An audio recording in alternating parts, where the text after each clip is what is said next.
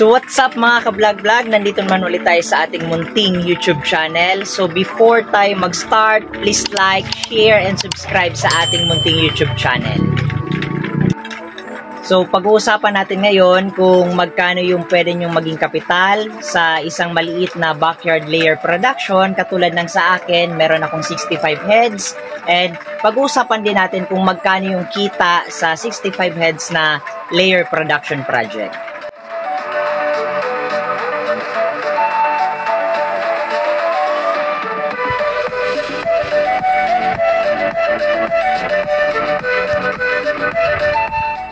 So naisipan ko way back last January 2023 na magnegosyo ng layer production business kasi napansin ko na mataas yung demand ng itlog sa market. At the same time, nakita ko na konti yung supply dito sa barangay namin ng itlog. So luckily, nagkaroon ako ng konting kapital, then naisipan kong i-pursue yung egg production business. So gaya ng sabi ko, last January ko lang siya pinag-isipan kung paano ko siya i-put up. Then March ng ngayong taon din, sinimulan na namin yung poultry house, and May ngayong taon, na-deliver na sa akin yung layers at nagsimula na yung production nila last June. So paunti-unti pa lang yung pangingitlog nila. Nung first 2 months, siguro patak-patak pa lang, hindi pa nga lumalagpas ng 10 piraso. But nung August, doon na nagsimula yung magandang production rate ng ating mga layers. So kapag nag-invest kayo sa ganitong negosyo, huwag nyo agad aasahan na bigla ang balik yung kapital ninyo sa egg production business. Ang total na kapital na kailangan para sa 65 heads na RTL ay umaabot sa 50,000 pesos. So yung nagastos ko, so matotal ay 50,000 pesos kasama na yung poultry house and yung pagpapagawa, kasabay na dyan labor cost, yung stock ng aking mga egg trays, egg crate, kasabay na din dyan yung weighing scale na ginagamit kong pangtimbang ng aking mga maha-harvest na itlog. At the same time, kasabay na din dyan yung mga RTL natin na galing pang Bulacan. So free delivery na siyang nabili ko. Umaabot siya per piece ng 450 per head rather. So yung nagastos ko naman sa poultry house ay umaabot ng around 20,000 pesos.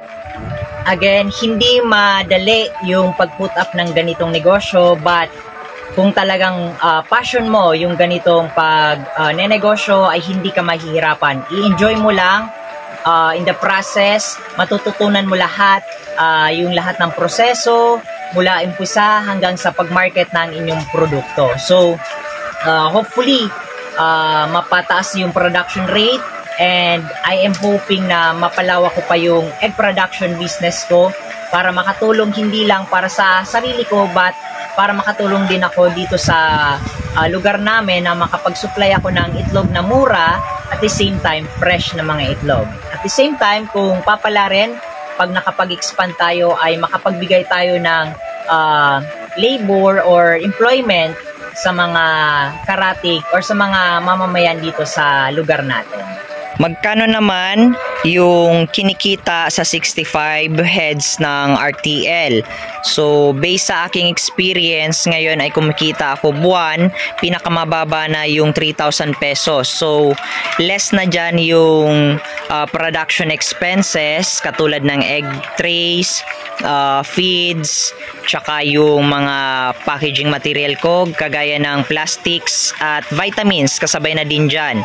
So matotal, again, yung gastos ko sa 65 heads na RTL ay umaabot ng 50,000 pesos, and yung minimum na kita sa 65 heads ay umaabot ng minimum na 3,000 pesos, and ang pinakamataas na possible mong kitain sa ganitong negosyo kapag hindi pa ngayon na hindi pa nagbabago yung presyo ay aabot siya ng around 8,000 pesos.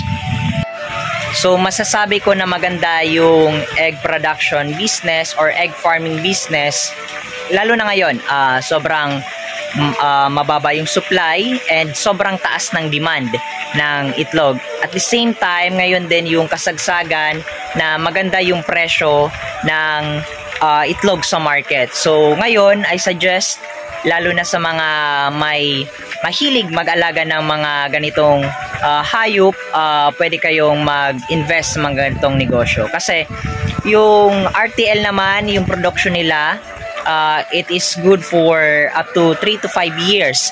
Yung 5 years naman yung serbisyo ng mga RTL na yan. Pero kung i-check nyo yung or i-monitor nyo yung production rate nila, kapag bumaba na, pwede nyo na silang palitan kapag nakapag-serbisyo na sila ng around 3 years.